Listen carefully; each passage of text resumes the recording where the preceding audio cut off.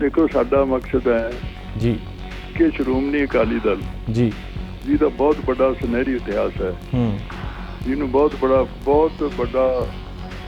उन्होंने नुकसान पहुँचाया है, जी ਉਹਨੂੰ ਦੁਬਾਰੇ ਉਹਨਾਂ ਲੀਹਾਂ ਵੱਲ ਤੋੜਨ ਦਾ ਯਤਨ।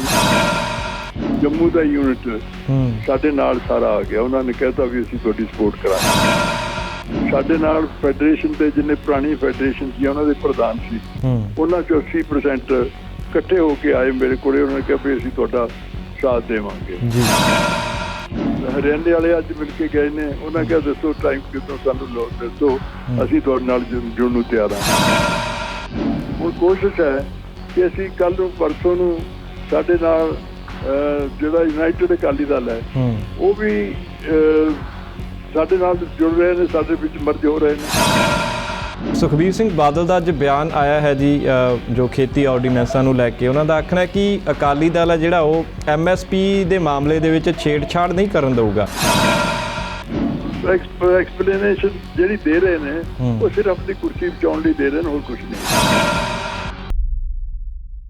ਸਤਿ ਸ਼੍ਰੀ ਅਕਾਲ ਜੀ। ਗਲੋਬਲ ਪੰਜਾਬ TV ਅਤੇ ਚੈਨਲ ਪੰਜਾਬੀ TV ਦੇਖ ਰਹੇ ਸਾਡੇ तमाम ਦਰਸ਼ਕਾਂ ਦਾ, ਜਿੰਨੇ ਵੀ ਦੇਸ਼ ਦੇ ਵਿੱਚ ਬੈਠੇ ਨੇ ਤੇ ਜਿੰਨੇ ਵੀ ਵਿਦੇਸ਼ਾਂ ਦੇ ਵਿੱਚ ਬੈਠ ਕੇ ਇਸ ਪ੍ਰੋਗਰਾਮ ਨੂੰ ਦੇਖ ਰਹੇ ਨੇ, ਤੇ ਸਭ ਦਾ ਨਿੱਘਾ ਸਵਾਗਤ ਹੈ ਜੀ ਆਇਆਂ ਨੂੰ। ਸੋ ਮੈਂ ਰਵਿੰਦਰ ਸਿੰਘ ਇੱਕ ਵਾਰ ਫਿਰ ਤੋਂ ਪ੍ਰੋਗਰਾਮ ਗਲੋਬਲ ਗੱਲਬਾਤ ਲੈ ਕੇ ਆਪ ਜੀ ਦੇ ਅੱਗੇ ਹਾਜ਼ਰ ਹੋਇਆ ਜੀ। ਤੇ ਇਸ ਪ੍ਰੋਗਰਾਮ ਨੂੰ ਤੁਸੀਂ ਦੇਖ ਸਕਦੇ ਹੋ ਗਲੋਬਲ ਪੰਜਾਬ TV ਤੇ ਚੈਨਲ ਪੰਜਾਬੀ TV ਤੇ।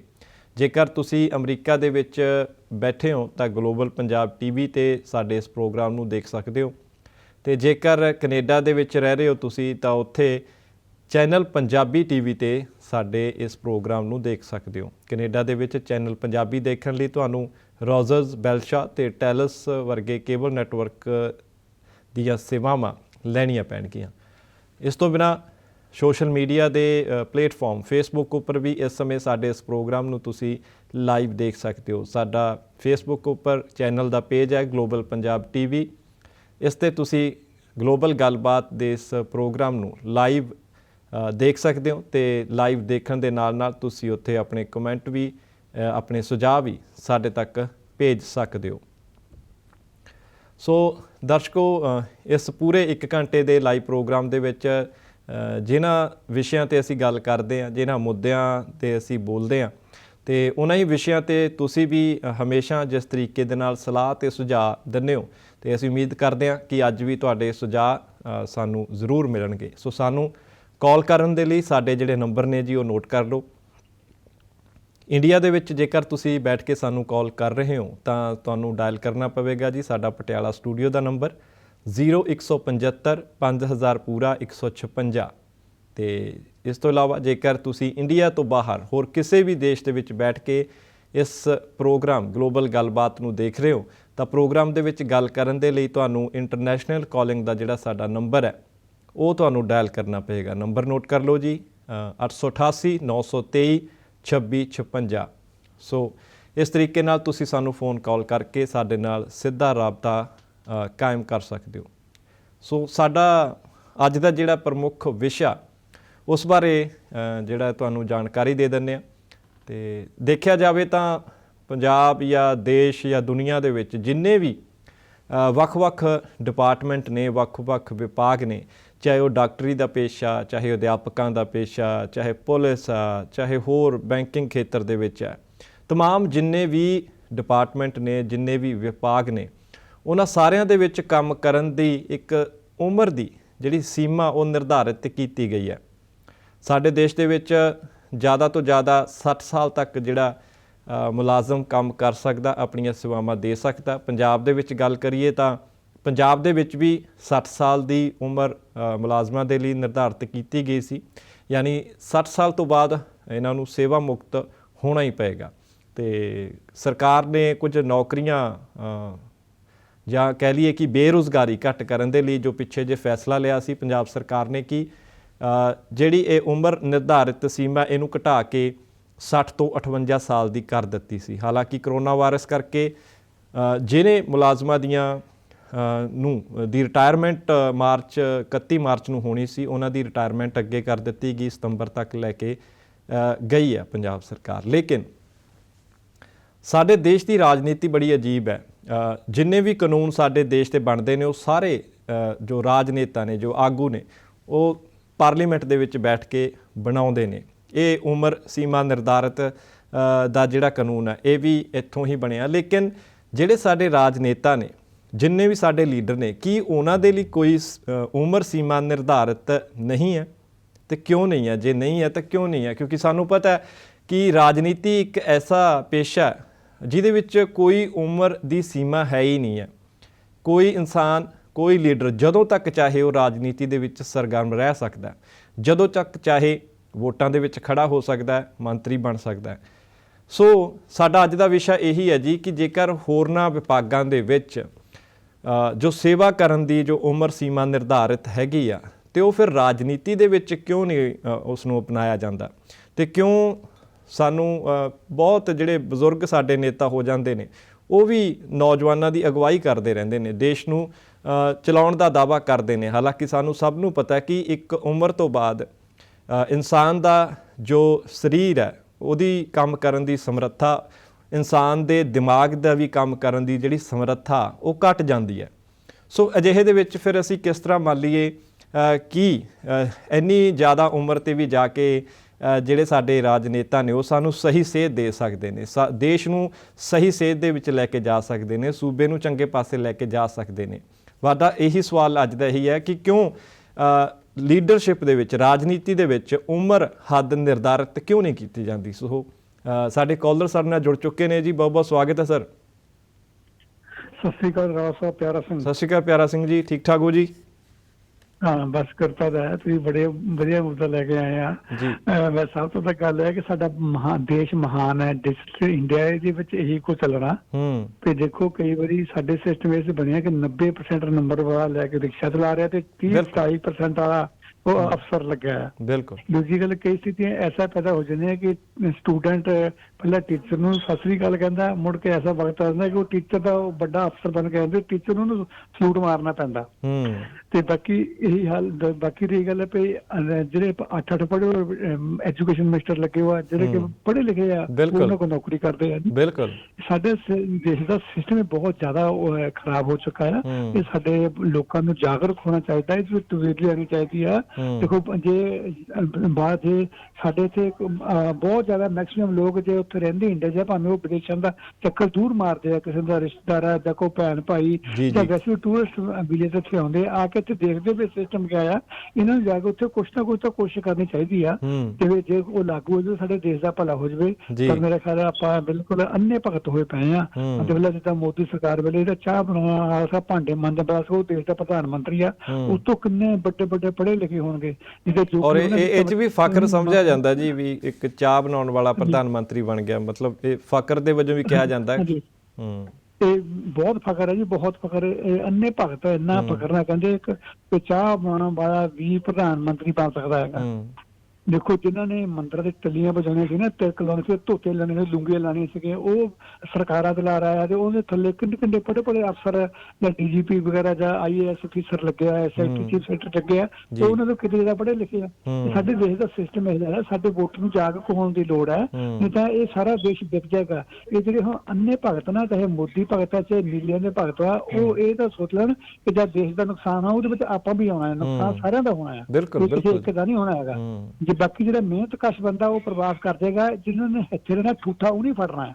ਤੇ ਬਾਕੀ ਇਹ ਸੋ ਗੱਲ ਸਾਡੇ ਵੋਟਰਾਂ ਨੂੰ ਜ਼ਰੂਰ ਜਾਗਰੂਕ ਹੋਣਾ ਚਾਹੀਦਾ, ਸਿਸਟਮ ਦੀ ਤਬਦੀਲੀ ਲੈਣੀ ਚਾਹੀਦੀ ਹੈ ਤਾਂ ਕਿ ਦੇਸ਼ ਥੋੜੇ ਦਿਨ ਹੋਰ ਕੱਢ ਸਕੇ। ਧੰਨਵਾਦ, ਬੜੀ ਮਿਹਰਬਾਨੀ। ਬਹੁਤ ਬਹੁਤ ਸ਼ੁਕਰੀਆ ਪਿਆਰਾ ਸਿੰਘ ਜੀ। ਬਿਲਕੁਲ ਲੋਕਾਂ ਨੂੰ ਮੰਗ ਕਰਨੀ ਚਾਹੀਦੀ ਹੈ ਜੀ, ਲੋਕਾਂ ਦਾ ਹੱਕ ਹੈ, ਕਿਉਂਕਿ ਜੇਕਰ ਹੋਰ ਕੋਈ ਨੌਕਰੀ ਲੈਣ ਦੇ ਲਈ ਇੰਨੇ ਸਾਰੇ ਪੜਾਵਾਂ ਦੇ ਵਿੱਚੋਂ ਲੰਘਣਾ ਪੈਂਦਾ, ਇੰਨੀਆਂ ਸਾਰੀਆਂ ਜਿਹੜੀਆਂ ਸ਼ਰਤਾਂ ਰੱਖੀਆਂ ਜਾਂਦੀਆਂ ਨੇ, ਤੇ ਇਹਨਾਂ ਤੇ ਵੀ ਜ਼ਰੂਰ ਰਾਜਨੀਤੀ ਦੇ ਵਿੱਚ ਵੀ ਜ਼ਰੂਰ ਸ਼ਰਤਾਂ ਹੋਣੀਆਂ ਚਾਹੀਦੀਆਂ। ਇੱਕ ਸਾਡੇ ਨਾਲ ਹੋਰ ਕਾਲਰ ਜੁੜੇ ਨੇ, ਸਵਾਗਤ ਹੈ ਸਰ। ਸਤਿ ਸ਼੍ਰੀ ਅਕਾਲ ਸਰ, ਲਖਵਿੰਦਰ ਸਿੰਘ ਸੰਮੇ ਵਾਲੀ ਬੇਨਤੀ ਕਰਦਾ। ਸਤਿ ਸ਼੍ਰੀ ਅਕਾਲ ਸੰਮੇ ਵਾਲੀ ਸਾਹਿਬ। ਹਾਂਜੀ ਸਰ, ਬੇਨਤੀ ਹੈਗੀ ਹੈ ਵੀ ਡੁੱਬੀ ਤਾਂ ਜੇ ਸਾਹ ਨਾ ਆਇਆ, ਕਾਰਨ ਕੀ ਹੈ ਸਰ? ਅਸੀਂ ਸੁਚੇਤ ਹੁੰਦੇ ਤੇ ਇਹਨਾਂ ਵਾਰੀਆਂ ਥੋੜਾ ਮੰਨ ਲੈਣੀਆਂ ਸੀ ਵੀ ਉੱਤਰ ਕਾਟੋ ਮੈਂ ਚੜਾਂ। ਮੇਰੇ ਵਰਗਾ ਸਰ ਅਨਪੜ੍ਹ ਤਾਂ ਬੰਦਾ ਠੱਗਿਆ ਜਾਏ, ਧਾਰਮਿਕ ਤੌਰ ਤੇ ਵੀ ਠੱਗਿਆ ਜਾਏ, ਰਾਜਨੀਤਿਕ ਤੌਰ ਤੇ ਵੀ ਠੱਗਿਆ ਜਾਏ। ਜਿਹੜੇ ਬੰਦੇ ਪੜ੍ਹੇ ਲਿਖੇ ਨੇ, ਮੁਲਾਜ਼ਮ ਨੇ, ਇੰਨੀਆਂ ਡਿਗਰੀਆਂ ਮਨਾ ਮੂੰਹ ਚੱਕੀ ਫਿਰਦੇ ਨੇ, ਉਹਨਾਂ ਇੱਕ ਵਾਰ ਵੀ ਨਾ ਸੋਚਿਆ ਵੀ ਯਾਰ ਇਹਨਾਂ ਕੋਲ ਪਰਮਿਟ ਇਹਨਾਂ ਨੂੰ ਦਿੱਤਾ ਕੱਟ ਕੇ। ਬਿਲਕੁਲ।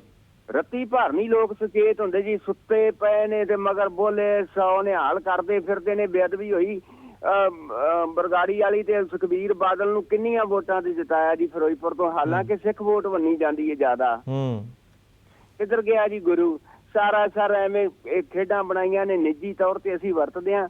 ਇੱਕ ਸਰ ਹੋਰ ਛੋਟੀ ਜੀ ਬੇਨਤੀ ਸੀ, ਸਰਦਾਰ ਪਿਆਰਾ ਸਿੰਘ ਨੇ ਮੇਰਾ ਨੰਬਰ ਪੁੱਛਿਆ ਸੀ। ਜੀ ਜੀ ਬਿਲਕੁਲ ਦੱਸ ਦਿਓ ਜੀ, ਦੱਸ ਦਿਓ ਜਰੂਰ। 95927 8009। Thank you sir. ਦੁਬਾਰਾ ਦੱਸ ਦਿਓ ਜੀ। 95927 ਜੀ 8009। ਚਲੋ ਬਹੁਤ ਬਹੁਤ ਸ਼ੁਕਰੀਆ ਜੀ। ਸੋ ਅਸੀਂ ਉਮੀਦ ਕਰਦੇ ਹਾਂ ਕਿ ਸਰਦਾਰ ਪਿਆਰਾ ਸਿੰਘ ਹੋਰਾਂ ਨੇ ਲਖਵਿੰਦਰ ਸਿੰਘ ਸਮਿਆਲੀ ਜੀ ਦਾ ਨੰਬਰ ਜਿਹੜਾ ਉਹ ਨੋਟ ਕਰ ਲਿਆ ਹੋਣਾ, ਤੇ ਅਸੀਂ ਉਮੀਦ ਕਰਦੇ ਹਾਂ ਕਿ ਦੋਨਾਂ ਸਾਡੇ ਸੱਜਣਾਂ ਦੀ ਆਪਸ ਦੇ ਵਿੱਚ ਜਿਹੜੀ ਜਲਦੀ ਹੈ ਉਹ ਕਾਲ 'ਤੇ ਗੱਲਬਾਤ ਹੋਏਗੀ। ਸੋ ਅੱਗੇ ਵਧਦੇ ਹਾਂ ਜੀ। ਗੱਲ ਸਾਡੀ ਇਹੀ ਚੱਲ ਰਹੀ ਹੈ ਕਿਉਂਕਿ ਜੇਕਰ ਕਿਸੇ ਨੌਜਵਾਨ ਨੇ ਕੋਈ ਨੌਕਰੀ ਲੈਣੀ ਹੁੰਦੀ ਆ ਤਾਂ ਅਸੀਂ ਦੇਖਦੇ ਹਾਂ ਕਿ ਸਭ ਤੋਂ ਪਹਿਲਾਂ ਪੁੱਛਿਆ ਜਾਂਦਾ ਵੀ ਤੇਰੀ ਯੋਗਤਾ ਕੀ ਹੈ, ਵਿਦਿਅਕ ਯੋਗਤਾ ਕੀ ਹੈ, ਕਿੰਨਾ ਪੜ੍ਹੇ ਹੋ ਤੁਸੀਂ, ਕਿਹੜੀ ਤੁਹਾਡੇ ਕੋਲ ਡਿਗਰੀ ਹੈ। ਤੇ ਉੱਥੇ ਜੇ ਬੰਦੇ ਕੋਲ ਐਕਸਪੀਰੀਅੰਸ ਜ਼ਿਆਦਾ ਹੋਵੇ, ਯਾਨੀ ਕਿ ਬਿਨਾਂ ਡਿਗਰੀ ਤੋਂ ਕੰਮ ਉਸੇ ਫੀਲਡ ਦੇ ਵਿੱਚ ਉਸ ਨੌਜਵਾਨ ਨੇ ਜ਼ਿਆਦਾ ਕੀਤਾ ਹੋਵੇ ਪਰ ਉਹਦੇ ਕੋਲ ਡਿਗਰੀ ਨਾ ਹੋਵੇ, ਫਿਰ ਉੱਥੇ ਉਹਨੂੰ ਜਿਹੜਾ ਜੌਬ ਆ ਉਹ ਤੋਂ ਇਨਕਾਰ ਕਰ ਦਿੱਤਾ ਜਾਂਦਾ ਕਿ ਭਾਈ ਸਾਹਿਬ ਤੁਸੀਂ ਜਾਓ ਤੇ ਤੁਹਾਡੇ ਕੋਲ ਡਿਗਰੀ ਨਹੀਂ ਹੈ। ਤੇ ਫਿਰ ਸਾਡੇ ਦੇਸ਼ ਦੇ ਵਿੱਚ ਇੱਕੋ ਇੱਕ ਐਸਾ ਫੀਲਡ ਹੈ ਰਾਜਨੀਤੀ ਦਾ, ਜਿੱਥੇ ਚਾਹੇ ਤੁਸੀਂ 5 ਵੀ ਨਾ ਪੜ੍ਹੇ ਹੋ, ਚਾਹੇ ਤੁਹਾਨੂੰ ਕੋਈ ਐਕਸਪੀਰੀਅੰਸ ਵੀ ਨਾ ਹੋ, ਬਸ ਤੁਹਾਨੂੰ ਕਿਸੇ ਨਾ ਕਿਸੇ ਪਾਰਟੀ ਦੇ ਵੱਲੋਂ ਟਿਕਟ ਮਿਲਣੀ ਚਾਹੀਦੀ ਹੈ ਤੇ ਤੁਸੀਂ ਜੋ ਵਿਧਾਨ ਸਭਾ ਦੀਆਂ ਚੋਣਾਂ ਕਹਿ ਲਈਏ ਜਾਂ ਫਿਰ ਲੋਕ ਸਭਾ ਦੀਆਂ ਚੋਣਾਂ ਕਹਿ ਲਈਏ ਜਾਂ ਫਿਰ ਰਾਜ ਸਭਾ ਦਾ ਜਿਹੜਾ ਦੂਸਰਾ ਵੱਖਰਾ ਹੁੰਦਾ, ਵਿਧਾਨ ਸਭਾ ਅਤੇ ਲੋਕ ਸਭਾ ਦੇ ਵਿੱਚ ਤੁਹਾਨੂੰ ਟਿਕਟ ਮਿਲਣੀ ਚਾਹੀਦੀ ਹੈ ਤੇ ਤੁਸੀਂ ਜਿੱਤ ਗਏ ਤੇ ਫਿਰ ਤੁਸੀਂ ਸਿੱਧੇ MLA ਹੋ, ਵਿਧਾਇਕ ਹੋ ਜੀ, ਤੇ MP ਵੀ ਬਣ ਗਏ ਤੇ ਮੰਤਰੀ ਵੀ ਬਣ ਸਕਦੇ ਹੋ। ਤੇ ਇਸ ਤਰੀਕੇ ਦੀਆਂ ਜਿਹੜੀਆਂ ਗੱਲਾਂ ਸਾਡੇ ਦੇਸ਼ ਦੇ ਵਿੱਚ ਹੁੰਦੀਆਂ ਨੇ। ਸੋ ਅਸੀਂ ਚਾਹੁੰਦੇ ਹਾਂ ਕਿ ਜਿਹੜੇ ਸਾਡੇ ਰਾਜਨੀਤਿਕ ਆਗੂ ਨੇ ਉਹਨਾਂ ਦਾ ਇਸ ਬਾਰੇ ਕੀ ਸੋਚਣਾ ਤੇ ਉਸ 'ਤੇ ਵੀ ਜਿਹੜਾ ਵਿਚਾਰ ਕਰਨਾ ਤੇ ਉਹਨਾਂ ਦੇ ਨਾਲ ਗੱਲਬਾਤ ਕਰਨੀ ਲਾਜ਼ਮੀ ਹੋ ਜਾਂਦੀ ਹੈ। ਸੋ ਸਾਡੇ ਤੋਂ ਇਸ ਮੌਕੇ ਸਾਡੇ ਦੇ ਨਾਲ ਦਿੱਲੀ ਤੋਂ ਸ਼੍ਰੋਮਣੀ ਅਕਾਲੀ ਦਲ ਦਿੱਲੀ ਦੇ ਜਿਹੜੇ ਪ੍ਰਧਾਨ ਨੇ ਪਰਮਜੀਤ ਸਿੰਘ ਸਰਨਾ ਜੁੜ ਚੁੱਕੇ ਨੇ। ਸਰਨਾ ਸਾਹਿਬ ਬਹੁਤ ਬਹੁਤ ਸਵਾਗਤ ਹੈ ਜੀ। ਸਤਿ ਸ਼੍ਰੀ ਅਕਾਲ ਜੀ। ਸਤਿ ਸ਼੍ਰੀ ਅਕਾਲ ਜੀ। ਸਰਨਾ ਸਾਹਿਬ ਅਸੀਂ ਅੱਜ ਵਿਚਾਰ ਕਰ ਰਹੇ ਹਾਂ, ਅਸੀਂ ਸਾਰੇ ਦਰਸ਼ਕਾਂ ਦੇ ਨਾਲ ਜਿੰਨੇ ਵੀ ਸਿਲਾਈ ਪ੍ਰੋਗਰਾਮ ਨੂੰ ਸਾਡੇ ਦਰਸ਼ਕ ਦੇਖ ਰਹੇ ਨੇ, ਵਿਚਾਰ ਕਰ ਰਹੇ ਹਾਂ ਕਿ ਰਾਜਨੀਤੀ ਦੇ ਵਿੱਚ ਕੋਈ ਉਮਰ ਸੀਮਾ ਨਿਰਧਾਰਿਤ ਕਿਉਂ ਨਹੀਂ ਰੱਖੀ ਜਾਂਦੀ ਜੀ? ਕਿਉਂ ਜਿਸ ਤਰ੍ਹਾਂ ਦੇ ਨਾਲ ਹੋਰ ਵਿਭਾਗਾਂ ਦੇ ਵਿੱਚ ਹਰ ਇੱਕ ਵਿਭਾਗ ਦੇ ਵਿੱਚ 60 ਸਾਲ ਜਾਂ 58 ਸਾਲ ਸੇਵਾ ਕਰਨ ਦੀ ਜਿਹੜੀ ਉਮਰ ਨਿਰਧਾਰਿਤ ਹੈ, ਤੇ ਫਿਰ ਆਖਿਰਕਾਰ ਰਾਜਨੀਤੀ ਦੇ ਵਿੱਚ ਕਿਉਂ ਨਹੀਂ ਇਸ ਉਮਰ ਸੀਮਾ ਨਿਰਧਾਰਿਤ ਹੁੰਦੀ? ਸਰ ਦੇਖੋ ਗੱਲ ਹੈ ਜੀ ਕਿ ਜੀ ਇੱਕ ਡੈਮੋਕ੍ਰੈਟਿਕ ਤਰੀਕੇ ਨਾਲ ਸਰਕਾਰਾਂ ਚੁਣੀਆਂ ਜਾਂਦੀਆਂ ਸੀ, ਕੀਤਾ ਜਾਂਦਾ ਹੈ ਜੀ। ਜਦ ਰਾਜੇ ਮਹਾਰਾਜੇ ਵੀ ਹੁੰਦੇ ਸਨ ਤਾਂ ਵੀ ਉਮਰ ਜਿਹੜੀ ਸੀ ਉਹ ਤਾਂ ਨਹੀਂ ਸੀ ਹੁੰਦਾ। ਉੱਥੇ ਜਾਣ ਤੋਂ ਬਾਅਦ ਹੀ ਭਾਵੇਂ ਉਹਨਾਂ ਨੇ ਤੈਅ ਕੀਤਾ ਸੀ ਵੀ ਇਸ ਤੋਂ ਬਾਅਦ ਇਹ ਰਾਜਾ ਲਏਗਾ ਜੀ, ਤੇ ਉਮਰ ਤੈਅ ਨਹੀਂ ਕੀਤੀ ਗਈ। ਔਰ ਇਹਦੇ ਵਿੱਚ ਮੈਂ ਸਮਝਦਾ ਹਾਂ ਕਿ ਜੇ ਬੰਦੇ ਦੀ ਸਿਹਤ ਠੀਕ ਹੈ, ਤੁਰਦਾ ਫਿਰਦਾ ਬਹੁਤ ਵਧੀਆ ਹੈ, ਜਿਵੇਂ ਮੋਦੀ ਸਾਹਿਬ ਸੀੜੀਆਂ ਚੜ੍ਹਦੇ ਨੇ ਉਤਰਦੇ ਨੇ। ਹੁਣ ਰੋਨਾਲਡ ਰੀਗਨ ਜਿਹੜਾ ਸੀ 80 ਸਾਲ ਦੀ ਉਮਰ ਪ੍ਰੈਜ਼ੀਡੈਂਟ ਬਣਿਆ ਸੀ ਅਮਰੀਕਾ ਦਾ ਜੀ, ਹੈ ਜੀ ਜੀ ਜੀ, ਉਹਨੇ ਬਹੁਤ ਅੱਛੀ ਡਿਊਟੀ ਆਪਣੀ ਨਿਭਾਈ ਹੈ। ਤੇ ਉਹ ਤਾਂ ਚਲੋ ਸਾਰੇ ਮੈਡੀਕਲ ਟੈਸਟ ਲੈ ਕੇ ਕਰਕੇ ਤਾਂ ਉਹਨਾਂ ਨੂੰ ਅੱਗੇ ਲਿਆਉਂਦੇ ਤੇ ਇਸ ਵਾਸਤੇ ਇਹ ਜਿਹੜੀ ਇਹਨਾਂ ਦੀ ਅਪਰ ਲਿਮਿਟ ਦੀ ਤੈਅ ਕਰਨੀ ਮੈਂ ਸਮਝਦਾ ਕਿ ਡੈਮੋਕ੍ਰੇਸੀ ਠੀਕ ਨਹੀਂ ਹੈ। ਠੀਕ ਹੈ ਸਰ, ਐਕਸਪੀਰੀਅੰਸ ਹੋਇਆ ਹੁੰਦਾ, ਸਭ ਕੁਝ ਹੋਇਆ ਹੁੰਦਾ ਹੈ। ਤੇ ਨਵੇਂ ਜਿਹੜੇ ਨਵੀਂ ਜਨਰੇਸ਼ਨ ਹੈ ਸਰਨਾ ਸਾਹਿਬ, ਫਿਰ ਉਹ ਉਸ ਨੂੰ ਆਉਣ ਦਾ ਜਿਹੜਾ ਮੌਕਾ ਹੈ ਉਹ ਫਿਰ ਨਹੀਂ ਮਿਲਦਾ ਕਿਉਂਕਿ ਸੀਟਾਂ ਨਿਰਧਾਰਿਤ ਹੁੰਦੀਆਂ ਨੇ ਤੇ ਫਿਰ ਜਦੋਂ ਸੀਟਾਂ ਖਾਲੀ ਨਹੀਂ ਹੁੰਦੀਆਂ ਤੇ ਜਿਹੜੇ ਨਵੀਂ ਜਨਰੇਸ਼ਨ ਰਾਜਨੀਤੀ ਦੇ ਵਿੱਚ ਆਉਣ ਦੀ ਚਾਹਵਾਨ ਹੈ ਤੇ ਉਹ ਨਹੀਂ ਆ ਪਾਉਂਦੀ ਜੀ। ਦੇਖੋ ਗੱਲ ਹੈ ਕਿ ਮੈਂ ਇਸ ਗੱਲ ਨਾਲ ਸਹਿਮਤ ਨਹੀਂ ਹੈਗਾ ਜੀ, ਕਿਉਂਕਿ ਜਦ ਕਿਸੇ ਨੇ ਭਾਵੇਂ ਉਹ ਯੰਗ ਹੈਗੇ ਭਾਵੇਂ ਕੁਝ ਹੈ ਜੀ। ਹੁਣ ਮੈਂ ਵੀ ਆਪਣੀ ਜਿਹੜੀ ਹੈਗੀ ਕੋਈ ਬਹੁਤੀ ਯੰਗ ਮੈਂ ਜੁੜਿਆ ਤੇ ਹੋਇਆ ਸੀ ਗੱਲ ਨਾਲ ਜੀ ਜੀ, ਪਰ ਮੈਂ ਜਦ 50 ਸਾਲ ਦਾ ਹੋਇਆ ਸੀ ਤਾਂ ਮੈਂ 51 ਸਾਲ ਦਾ ਤਾਂ ਮੈਂ ਇਲੈਕਸ਼ਨ ਲੜੀ ਹੈ ਜੀ ਜੀ। ਉਸ ਤੋਂ ਪਹਿਲਾਂ ਮੈਂ ਇਲੈਕਸ਼ਨ ਨਹੀਂ ਲੜੀ ਤੇ ਕਿਸੇ ਨੂੰ ਉਮੀਦ ਵੀ ਨਹੀਂ ਸੀ ਮੈਂ ਇਲੈਕਸ਼ਨ ਲੜਾਂਗਾ ਜੀ। ਇਸ ਵਾਸਤੇ ਇਹ ਚਾਂਸ ਤਾਂ ਹਰ ਇੱਕ ਨੂੰ ਮਿਲਦਾ ਹੀ ਮਿਲਦਾ ਹੈ। ਬਿਲਕੁਲ ਜੇ ਉਹ ਨੌਜਵਾਨ ਹੈਗੇ ਉਹਨਾਂ ਦੇ ਸਾਹਮਣੇ ਜਿਹੜੇ ਉਸ ਇਲਾਕੇ ਬਜ਼ੁਰਗ ਹੈਗੇ ਤੇ ਉਹ ਛੇਤੀ ਉਸ ਨੂੰ ਅਗਰ ਆਪਣੇ ਕੰਮ ਨਾਲ ਛੇਤੀ ਉਸ ਨੂੰ ਓਵਰਟੇਕ ਕਰ ਸਕਦੇ ਨੇ। ਜੀ ਜੀ, ਇਹ ਕੋਈ ਨਹੀਂ ਹੈ ਵੀ ਨੌਜਵਾਨ ਕਿਵੇਂ ਆਵਣ। ਨੌਜਵਾਨਾਂ ਵਾਸਤੇ ਤੇ ਦੇਖੋ ਅੱਜ ਜਿਤਨੀ ਭਾਵੇਂ ਕੋਈ ਵੀ ਪੋਲੀਟੀਕਲ ਪਾਰਟੀ ਹੈ ਜੀ, ਜਿਤਨਾ ਯੂਥ ਨੂੰ ਉਹ ਉਤਸ਼ਾਹ ਕਰ ਰਹੇ ਨੇ ਉਤਨਾ ਉਤਨੀ ਪਹਿਲੇ ਨਹੀਂ ਸੀ ਹੈਗਾ। ਜੀ ਜੀ, ਤੁਸੀਂ ਦੇਖੋ ਨਾ, ਚਲੋ ਹੁਣ ਜਦ ਵਾਜਪਾਈ ਵਗੈਰਾ ਆਏ ਸਨ ਜੀ ਤੇ ਇਹ ਕਿੰਨੀ ਜਵਾਨੀ ਦੀ ਉਮਰ ਵਿੱਚ ਸਨ। ਕਾਂਗਰਸ ਵਿੱਚ ਵੀ ਬੜੀ ਜਵਾਨੀ ਚ ਆਏ। ਅਕਾਲੀ ਦਲ ਚ ਮੇਰਾ ਹਰ ਬੰਦਾ ਯੂਥ ਉਸ ਵਕਤ ਆਲ ਇੰਡੀਆ ਸਿੱਖ ਸਟੂਡੈਂਟ ਫੈਡਰੇਸ਼ਨ ਹੁੰਦੀ ਸੀ ਜੀ ਜੀ, ਉਹ ਸਾਰੇ ਆਪਣੇ ਬੰਦੇ ਜਿਹੜੇ ਸੀ ਅਕਾਲੀ ਦਲ ਯੂਥ ਭੇਜਦੇ ਸਨ। ਉਹਨਾਂ ਨੇ ਓਵਰਟੇਕ ਕੀਤਾ ਨਾ ਜਿਹੜੇ ਬਜ਼ੁਰਗ ਬੈਠੇ ਹੋਏ ਸਨ। ਜੀ ਜੀ, ਉਹ ਇਹ ਗੱਲ ਨਹੀਂ ਹੁੰਦੀ ਕਿ ਉਹਨਾਂ ਨੂੰ ਚਾਂਸ ਕਿਵੇਂ ਮਿਲੇਗਾ। ਸਗੋਂ ਉਹ ਆਪਣੀ એનર્ਜੀ ਨਾਲ ਤੇ ਉਹਨਾਂ ਦੇ ਐਕਸਪੀਰੀਅੰਸ ਨਾਲ ਬਹੁਤ ਛੇਤੀ ਉਹਨਾਂ ਨੂੰ ਓਵਰਟੇਕ ਕਰਕੇ ਤੇ ਲੋਕਾਂ ਦੀ ਸੇਵਾ ਚਾ ਸਕਦੇ। ਜੀ ਜੀ, ਉੱਥੇ ਹੀ ਸੇਵਾ ਕਰ ਸਕਦੇ। ਠੀਕ ਹੈ ਸਰਨਾ ਸਾਹਿਬ, ਸ਼ੁਕਰੀਆ ਜੀ, ਬਹੁਤ ਬਹੁਤ ਧੰਨਵਾਦ। ਸਰਦਾਰ ਪਰਮਜੀਤ ਸਿੰਘ ਸਰਨਾ ਸਾਡੇ ਨਾਲ ਜੁੜੇ ਸੀ। ਸਹਿਮਤ ਤੇ ਇਸ ਗੱਲ ਨਾਲ ਸਹਿਮਤ ਨਹੀਂ ਕਿ ਰਾਜਨੀਤੀ ਦੇ ਵਿੱਚ ਜਿਹੜੇ ਆਗੂ ਨੇ ਉਹਨਾਂ ਦੀ ਕੰਮ ਕਰਨ ਦੀ ਜਿਹੜੀ ਕੋਈ ਉਮਰ ਸੀਮਾ ਨਿਰਧਾਰਿਤ ਕੀਤੀ ਜਾਵੇ। ਉਹਨਾਂ ਦਾ ਆਖਣਾ ਕਿ ਜਿੰਨਾ ਵੱਡਾ ਕੋਈ ਉਮਰ ਦਾ ਜੋ ਰਾਜਨੇਤਾ ਹੁੰਦਾ ਉਹਦਾ ਓਨਾ ਹੀ ਐਕਸਪੀਰੀਅੰਸ ਜ਼ਿਆਦਾ ਹੁੰਦਾ। ਇਸ ਤੋਂ ਗੱਲ ਤੋਂ ਅਸੀਂ ਵੀ ਇਨਕਾਰ ਨਹੀਂ ਕਰਦੇ ਕਿ ਉਮਰ ਦੇ ਨਾਲ ਤਜਰਬੇ ਜਾਂ ਫਿਰ ਉਮਰ ਦੇ ਨਾਲ ਐਕਸਪੀਰੀਅੰਸ ਬਹੁਤ ਆਉਂਦਾ। ਅਤੇ ਲੇਕਿਨ ਤੁਸੀਂ ਐਜ਼ ਏ ਸਲਾਹਕਾਰ ਵੀ ਆਪਣੀ ਪਾਰਟੀ ਦੇ ਜਿਹੜੇ ਨੌਜਵਾਨ ਆਗੂ ਨੇ ਉਹਨਾਂ ਨੂੰ ਸਲਾਹਕਾਰ ਦੇ ਵਜੋਂ ਸਲਾਹ ਤੁਸੀਂ ਦੇ ਸਕਦੇ ਹੋ। ਅਤੇ ਇਹ ਇੱਦਾਂ ਨਹੀਂ ਹੋਣਾ ਚਾਹੀਦਾ ਕਿ ਬਹੁਤ ਸਾਰੇ ਤੁਸੀਂ ਬਹੁਤ ਵੱਡੀ ਉਮਰ ਤੁਹਾਡੀ ਹੋ ਗਈ ਹੈ ਅਤੇ ਲਗਾਤਾਰ ਰਾਜਨੀਤੀ ਦੇ ਵਿੱਚ ਸਰਗਰਮ ਹੋ। ਅਤੇ ਅਸੀਂ ਦੇਖਦੇ ਹਾਂ ਕਿ ਬਹੁਤ ਸਾਰੇ ਸਾਡੇ ਆਗੂ ਅਜਿਹੇ ਵੀ ਨੇ ਜਿਹੜੇ ਕਿ ਜਿਨ੍ਹਾਂ ਦੀ ਸਿਹਤ ਵੀ ਠੀਕ ਨਹੀਂ ਰਹਿੰਦੀ ਪਰ ਫਿਰ ਵੀ ਉਹ ਰਾਜਨੀਤੀ ਦੇ ਵਿੱਚ ਪੂਰੀ ਤਰ੍ਹਾਂ ਦੇ ਨਾਲ ਸਰਗਰਮ ਹੁੰਦੇ ਨੇ। ਆਪਣੀ ਰਿਟਾਇਰਮੈਂਟ ਲੈਣ ਦਾ ਉਹਨਾਂ ਦਾ ਕੋਈ ਵੀ ਮਨ ਨਹੀਂ ਸਾਨੂੰ ਬਣਿਆ ਦਿਖਦਾ। ਸੋ ਇੱਕ ਕਾਲਰ ਨੇ ਸਾਡੇ ਨਾਲ ਜੁੜੇ ਨੇ ਜੀ, ਸਵਾਗਤ ਹੈ ਸਰ। ਸਤਿ ਸ਼੍ਰੀ ਅਕਾਲ ਜੀ। ਸਤਿ ਸ਼੍ਰੀ ਅਕਾਲ ਸਰ। ਹਾਂ, ਕੁਲਵੰਤ ਸਿੰਘ ਜੀ। ਕੁਲਵੰਤ ਜੀ, ਆਪਣੇ ਟੀਵੀ ਸੈੱਟ ਦੀ ਕੁਲਵੰਤ ਸਿੰਘ ਜੀ ਆਵਾਜ਼ ਘਟਾ ਲਿਓ ਕਿਰਪਾ। ਨਹੀਂ, ਟੀਵੀ ਸੈੱਟ ਦੀ ਆਵਾਜ਼ ਦੂਜੇ ਟੀਵੀ ਦੀ ਆਵਾਜ਼ ਘੱਟ ਕਰਿਓ। ਹੈਲੋ, ਹਾਂਜੀ, ਮੈਂ ਤੇ ਲੈਪਟਾਪ ਤੇ ਹਾਂ, ਚਲੋ ਉਧਰ ਆਵਾਜ਼ ਜ਼ਿਆਦਾ ਵਾ। ਹਾਂ, ਲੈਪਟਾਪ ਦੀ ਹੀ ਸਾਡੀ ਹੀ ਆਵਾਜ਼ ਸਾਨੂੰ ਸੁਣ ਰਹੀ ਹੈ ਜੀ। ਹੁਣ ਠੀਕ ਹੈ ਜੀ? ਹਾਂ, ਬਸ ਠੀਕ ਹੈ ਜੀ, ਥੋੜਾ ਘਟਾ ਕੇ ਰੱਖਿਓ ਜੀ। ਹਾਂਜੀ ਹਾਂਜੀ, ਗੱਲ ਇਸ ਤਰ੍ਹਾਂ ਜੀ ਵੀ ਪੜ੍ਹ ਤੇ ਅਨਪੜ੍ਹ ਦੀ ਗੱਲ ਵੀ ਚੱਲਦੀ ਆ। ਜਦੋਂ ਭਈ ਵੇਖੋ ਹੋਰਨਾਂ ਥਾਵਾਂ ਤੇ ਨੌਕਰੀ ਜੇ ਮਿਲਦੀ ਆ ਤੇ ਉਹ ਪੜ੍ਹਾਈ ਦੇ ਬੇਸ ਤੇ ਮਿਲਦੀ ਆ। ਚਲੋ ਕਈ ਘੱਟ ਪੜ੍ਹਿਆਂ ਨੂੰ ਸਿਫਾਰਸ਼ੀ ਵੀ ਲੈ ਲੈਂਦੀਆਂ ਨੇ ਅੱਜ ਕੱਲ੍ਹ ਦੀਆਂ ਸਰਕਾਰਾਂ ਦਾ। ਤੇ ਇਹ ਸਿਸਟਮ ਹੀ ਬਣ ਗਿਆ ਵਾ ਵੀ ਆਪਣੇ ਨੂੰ ਜੇ ਦੇਣੀ ਆ ਤੇ ਕੋਈ ਕਾਨੂੰਨ ਕਾਇਦਾ ਨਹੀਂ ਜੀ। ਹੁਣ ਵੇਖੋ ਜਿਹੜੀ ਗੱਲ ਆ, ਇੱਕ ਵੇਖੋ ਮਾਲਵੇ ਵਿੱਚ ਜਿਹੜੀ ਜ਼ਮੀਨ ਅਕਵਾਇਰ ਕਰਨੀ ਸੀ ਸਰਕਾਰ ਨੇ ਜੀ, ਕਦੇ ਉਹ ਜੰਗਲ ਉਜਾੜਨ ਦੀ ਗੱਲ ਚੱਲੀ ਤੇ ਕਦੇ ਉੱਥੇ ਪਾਰਕ ਬਣਾਉਣੀ ਆ।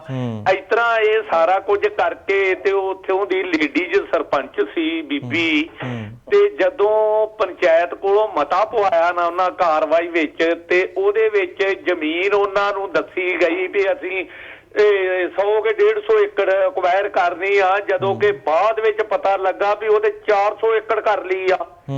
ਹੁਣ ਤੁਸੀਂ ਅੰਦਾਜ਼ਾ ਲਾਓ, ਉਹ ਐਜੀਟੇਸ਼ਨ ਕਰ ਰਹੇ ਨੇ ਵੀ ਸਾਨੂੰ ਆਹ ਦੱਸਿਆ ਗਿਆ।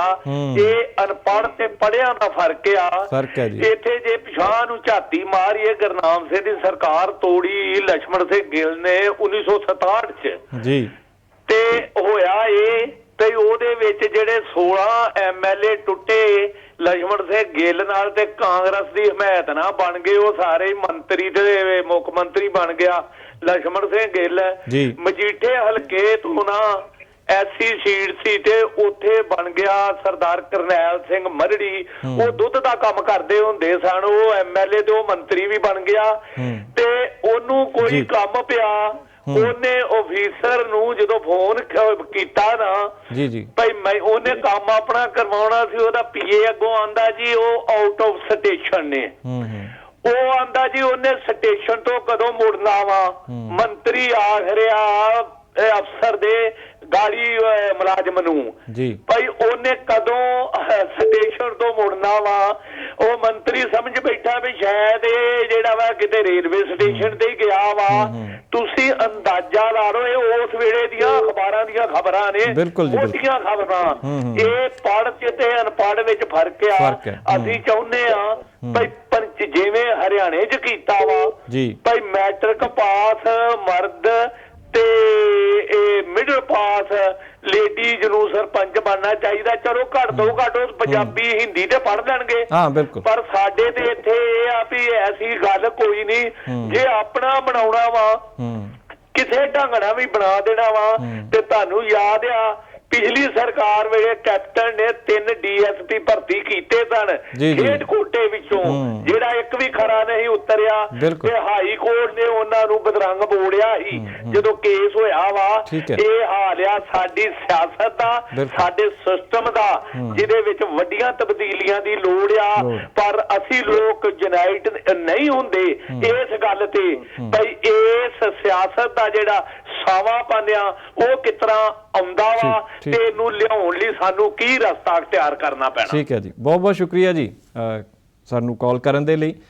ਸੋ ਇਸ ਸਮੇਂ ਸਾਡੇ ਨਾਲ ਜੁੜ ਚੁੱਕੇ ਨੇ ਸਰਦਾਰ ਸੁਖਦੇਵ ਸਿੰਘ ਢੀਂਡਸਾ। ਢੀਂਡਸਾ ਸਾਹਿਬ ਸਵਾਗਤ ਹੈ ਜੀ। ਬਹੁਤ ਬਹੁਤ ਮਿਹਰਬਾਨੀ ਜੀ। ਸਰ ਪਹਿਲਾਂ ਤਾਂ ਅਸੀਂ ਜਾਣਨਾ ਚਾਹੁੰਦੇ ਹਾਂ ਕਿ ਜਿਸ ਤਰੀਕੇ ਦੇ ਨਾਲ ਹੁਣ ਤੁਸੀਂ ਆਪਣੀ ਪਾਰਟੀ ਦੇ ਜਿਹੜੇ ਇੱਕ ਇੱਕ ਕਰਕੇ ਅੱਗੇ ਸਟੈਪ ਤੁਸੀਂ ਵਧਾ ਰਹੇ ਹੋ, ਰਣਜੀਤ ਸਿੰਘ ਤਲਵੰਡੀ ਹੋਰ ਵੀ ਸ਼ਾਮਿਲ ਤੁਹਾਡੇ ਨਾਲ ਹੋ ਚੁੱਕੇ ਨੇ, ਤੇ ਕਿੰਨਾ ਕੁ ਹੁਣ ਤੁਸੀਂ ਸਮਝਦੇ ਹੋ ਕਿ ਬਲ ਮਿਲੇਗਾ ਤੇ ਹੋਰ ਵੀ ਕਿੰਨੇ ਕੁ ਜਿਹੜੇ ਆਗੂ ਨੇ ਉਹ ਤੁਹਾਡੇ ਨਾਲ ਆਉਣ ਦੀ ਸੰਭਾਵਨਾ ਕੀਤੀ ਜਾ ਸਕਦੀ ਹੈ? ਦੇਖੋ ਸਾਡਾ ਮਕਸਦ ਹੈ ਜੀ ਕਿ ਸ਼੍ਰੋਮਣੀ ਅਕਾਲੀ ਦਲ ਜੀ ਜਿਹਦਾ ਬਹੁਤ ਵੱਡਾ ਸੁਨਹਿਰੀ ਇਤਿਹਾਸ ਹੈ, ਜਿਹਨੂੰ ਬਹੁਤ ਵੱਡਾ ਉਹਨਾਂ ਨੇ ਨੁਕਸਾਨ ਪਹੁੰਚਾਇਆ ਹੈ ਜੀ, ਉਹਨੂੰ ਦੁਬਾਰੇ ਉਹਨਾਂ ਲੀਹਾਂ ਵੱਲ ਤੋੜਨ ਦਾ ਯਤਨ ਹੈ। ਸਾਡਾ ਭਰੋਸਾ ਲੋਕਾਂ ਦੀ ਸ਼ਕਤੀ ਤੇ, ਸਾਡਾ ਭਰੋਸਾ ਗੁਰੂ ਮਹਾਰਾਜ ਤੇ। ਅਸੀਂ ਕੋਸ਼ਿਸ਼ ਕਰ ਰਹੇ ਹਾਂ ਕਿ ਉਹਨਾਂ ਲੋਕਾਂ ਨੂੰ ਜਿਹੜੇ ਘਰਾਂ 'ਚ ਬੈਠ ਕੇ ਜਿਹਨਾਂ ਕੋਈ ਪੁੱਛਦਾ ਨਹੀਂ, ਜੋ ਕੋਈ ਦੂਜੀਆਂ ਪਾਰਟੀਆਂ ਚਲੇ ਗਏ, ਉਹਨਾਂ ਨੂੰ ਇਕੱਠਿਆ ਕਰਨਾ, ਨੌਜਵਾਨਾਂ ਨੂੰ ਸ਼੍ਰੋਮਣੀ ਅਕਾਲੀ ਦਲ ਦੇ ਇਤਿਹਾਸ ਬਾਰੇ ਦੱਸ ਕੇ ਉਹਨਾਂ ਨੂੰ ਸ਼੍ਰੋਮਣੀ ਅਕਾਲੀ ਦਲ ਨਾਲ ਜੋੜਨਾ। ਔਸਤਾ ਐਸਤਾ ਸਾਡੇ ਨਾਲ ਸਾਰੇ ਆ ਰਹੇ ਨੇ। ਤੁਹਾਨੂੰ ਪਤਾ ਹੋਣਾ ਚਾਹੀਦਾ ਕਿ ਜੰਮੂ ਕਸ਼ਮੀਰ ਦਾ ਜੰਮੂ ਦਾ ਯੂਨਿਟ ਸਾਡੇ ਨਾਲ ਸਾਰਾ ਆ ਗਿਆ। ਉਹਨਾਂ ਨੇ ਕਹਿਤਾ ਵੀ ਅਸੀਂ ਤੁਹਾਡੀ ਸਪੋਰਟ ਕਰਾਂਗੇ ਜੀ। ਸਾਡੇ ਨਾਲ ਫੈਡਰੇਸ਼ਨ ਦੇ ਜਿੰਨੇ ਪੁਰਾਣੀ ਫੈਡਰੇਸ਼ਨ ਸੀ ਉਹਨਾਂ ਦੇ ਪ੍ਰਧਾਨ ਸੀ, ਉਹਨਾਂ 'ਚੋਂ 80% ਇਕੱਠੇ ਹੋ ਕੇ ਆਏ ਮੇਰੇ ਕੋਲੇ। ਉਹਨਾਂ ਨੇ ਕਿਹਾ ਵੀ ਅਸੀਂ ਤੁਹਾਡਾ ਸਾਥ ਦੇਵਾਂਗੇ ਜੀ। ਔਰ ਇਸ ਤੋਂ ਇਲਾਵਾ ਹਰਿਆਣੇ ਵਾਲੇ ਅੱਜ ਮਿਲ ਕੇ ਗਏ ਨੇ, ਉਹਨਾਂ ਕਿਹਾ ਦੱਸੋ ਟਾਈਮ ਕਿਦੋਂ ਸਾਨੂੰ ਦੱਸੋ, ਅਸੀਂ ਤੁਹਾਡੇ ਨਾਲ ਜੁੜਨ ਨੂੰ ਤਿਆਰ ਹਾਂ। ਪਰਸੋਂ ਮੈਂ ਦਿੱਲੀ ਗਿਆ ਤੇ ਦਿੱਲੀ 'ਚ ਲੋਕਾਂ ਨੇ ਇੰਨਾ ਉਹ ਕਹਿੰਦੇ ਜੀ ਤੁਸੀਂ ਯੂਨਿਟ ਬਣਾਓ ਸਾਡਾ ਇੱਥੇ, ਅਸੀਂ ਤੁਹਾਡੇ ਨਾਲ ਜੁੜਨਾ ਚਾਹੁੰਦੇ ਹਾਂ। ਇਸ ਕਰਕੇ ਲੋਕਾਂ 'ਚ ਬਹੁਤ ਵੱਡਾ ਆਭਾਰ ਆ। ਅੱਜ ਸਰਦਾਰ ਰਣਜੀਤ ਸਿੰਘ ਤਲਵੰਡੀ ਆਏ ਨੇ, ਉਹ ਜਥੇਦਾਰ ਜਗਦੇਵ ਸਿੰਘ ਤਲਵੰਡੀ ਜਿਹਨਾਂ ਨੂੰ ਲੋਹ ਪੁਰਸ਼ ਦੇ ਨਾਮ ਤੇ ਜਾਣਿਆ ਜਾਂਦਾ ਸੀ, ਉਹਨਾਂ ਦੇ ਸਪੁੱਤਰ ਨੇ। ਅੱਜ ਉਹਨਾਂ ਦੀ ਧਰਮ ਪਤਨੀ ਨੇ, ਜਥੇਦਾਰ ਜਗਦੇਵ ਸਿੰਘ ਦੀ ਧਰਮ ਪਤਨੀ ਔਰ ਰਣਜੀਤ ਸਿੰਘ ਦੀ ਮਦਰ ਨੇ। ਔਰ ਉਹਨਾਂ ਨੇ ਸਰੋਪਾ ਵੀ ਮੈਨੂੰ ਬਖਸ਼ਿਸ਼ ਕੀਤਾ ਤੇ ਆਪ ਕਿਹਾ ਕਿ ਹੁਣ ਕਿਤੇ ਖੜੇ ਹੋ ਤੇ ਇਹਨੂੰ ਸਿਰੇ ਲਾ ਕੇ ਛੱਡਿਓ ਜੀ। ਇਸ ਕਰਕੇ ਅਸੀਂ ਹੁਣ ਕੋਸ਼ਿਸ਼ ਹੈ ਕਿ ਅਸੀਂ ਕੱਲ ਨੂੰ ਪਰਸੋਂ ਨੂੰ ਸਾਡੇ ਨਾਲ ਜਿਹੜਾ ਯੂਨਾਈਟਿਡ ਅਕਾਲੀ ਦਲ ਹੈ ਉਹ ਵੀ ਸਾਡੇ ਨਾਲ ਜੁੜ ਰਹੇ ਨੇ, ਸਾਡੇ ਵਿੱਚ ਮਰਜ ਹੋ ਰਹੇ ਨੇ ਜੀ। ਹਰ ਰੋਜ਼ ਕੋਈ ਨਾ ਕੋਈ ਨਵਾਂ ਆ ਰਿਹਾ ਹੈ, ਪਰ ਕਰੋਨਾ ਕਰਕੇ ਥੋੜਾ ਜਿਹਾ ਸਾਨੂੰ ਇਕੱਠਾ ਕਰਨ ਦਾ ਮੁਸ਼ਕਿਲ ਹੈ। ਬਾਕੀ ਲੋਕੀ ਸਾਡੇ ਨਾਲ ਬਹੁਤ ਜ਼ਿਆਦਾ ਜੁੜ ਰਹੇ ਨੇ। ਅੱਛਾ ਢੀਂਡਸਾ ਸਾਹਿਬ, ਸੁਖਬੀਰ ਸਿੰਘ ਬਾਦਲ ਦਾ ਅੱਜ ਬਿਆਨ ਆਇਆ ਹੈ ਜੀ ਜੋ ਖੇਤੀ ਆਰਡੀਨੈਂਸਾਂ ਨੂੰ ਲੈ ਕੇ। ਉਹਨਾਂ ਦਾ ਆਖਣਾ ਹੈ ਕਿ ਅਕਾਲੀ ਦਲ ਹੈ ਜਿਹੜਾ ਉਹ MSP ਦੇ ਮਾਮਲੇ ਦੇ ਵਿੱਚ ਛੇੜਛਾੜ ਨਹੀਂ ਕਰਨ ਦੇਊਗਾ। ਇਸ ਤਰ੍ਹਾਂ ਦਾ ਬਿਆਨ ਸੁਖਬੀਰ ਸਿੰਘ ਬਾਦਲ ਦਾ ਅੱਜ ਆਇਆ। ਤੁਹਾਨੂੰ ਕੀ ਲੱਗਦਾ ਹੈ ਕਿ ਜਿਸ ਤਰੀਕੇ ਦੇ ਨਾਲ ਅਕਾਲੀ ਦਲ ਦਾ ਸਟੈਂਡ ਰਿਹਾ ਹੁਣ ਤੱਕ ਖੇਤੀ ਆਰਡੀਨੈਂਸਾਂ ਨੂੰ ਲੈ ਕੇ? ਨਹੀਂ, ਸੁਖਬੀਰ ਸਿੰਘ ਬਾਦਲ ਤੋਂ ਇਹ ਪੁੱਛੋ ਕਿ ਕਿੱਥੇ ਲਿਖਿਆ ਹੈ ਕਿ ਜਾਰੀ ਆਰਡੀਨੈਂਸ, ਕਿੱਥੇ ਲਿਖਿਆ ਕਿ MSP ਜਾਰੀ ਰਹੇਗਾ ਜੀ। ਨੰਬਰ 2, ਜੇ ਫਰਜ਼ ਕਰੋ ਸਾਲ 2 ਸਾਲ ਰੱਖਦੇ ਵੀ ਨੇ, ਮੰਨ ਲਈਏ ਜੀ, ਤੇ ਉਹ ਕਹਿੰਦੇ ਨੇ ਅਸੀਂ ਤਾਂ ਕਹਿੰਦੇ 40 ਲੱਖ ਟਨ ਤੋਂ ਵੱਧ ਨਹੀਂ ਪੰਜਾਬ ਚੋਂ ਖਰੀਦਣੀ। ਬਾਕੀ ਫਿਰ ਤਾਂ ਕਿਸੇ ਨੇ MSP ਤੇ ਖਰੀਦਣੀ ਨਹੀਂ, ਵੋਟ ਤਾਂ ਲੋਕਾਂ ਨੇ। ਔਰ ਅੱਜ MSP ਦਾ ਦੇਖ ਲਿਆ ਤੁਸੀਂ ਕੀ ਹਾਲ ਹੈ ਮੱਕੀ ਦਾ, ਬਿਲਕੁਲ ਉਹਦੀ ਕੀ ਹਾਲਤ ਹੋ ਰਹੀ ਹੈ ਜੀ। ਇਸ ਕਰਕੇ ਉਹ ਐਕਸਪਲੇਨੇਸ਼ਨ ਜਿਹੜੀ ਦੇ ਰਹੇ ਨੇ ਉਹ ਸਿਰਫ ਆਪਣੀ ਕੁਰਸੀ ਬਚਾਉਣ ਲਈ ਦੇ ਰਹੇ ਨੇ, ਹੋਰ ਕੁਝ ਨਹੀਂ ਹੈ। ਠੀਕ ਹੈ।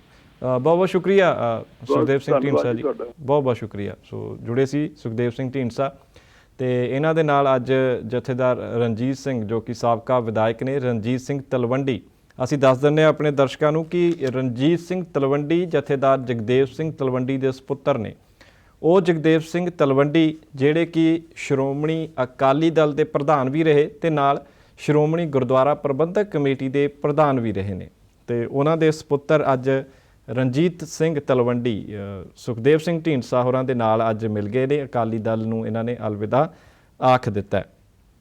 ਸੋ ਸਾਡੀ ਜਿਹੜੀ ਚਰਚਾ ਦਰਸ਼ਕੋ ਇਸ ਵਿਸ਼ੇ 'ਤੇ ਉਹ ਲਗਾਤਾਰ ਜਾਰੀ ਰਹੇਗੀ। ਕੁਝ ਹੋਰ ਜਿਹੜੇ ਵਿਸ਼ੇ ਨੇ ਜਾਂ ਹੋਰ ਗੱਲਾਂ ਨੇ ਜਿਹੜੀਆਂ ਅਸੀਂ ਤੁਹਾਨੂੰ ਅੱਜ ਦੱਸਣੀਆਂ ਹੈਗੀਆਂ ਨੇ, ਕੁਝ ਖਬਰਾਂ ਨੇ ਉਹਨਾਂ ਤੋਂ ਵੀ ਜਾਣੂ ਕਰਵਾਉਣਾ।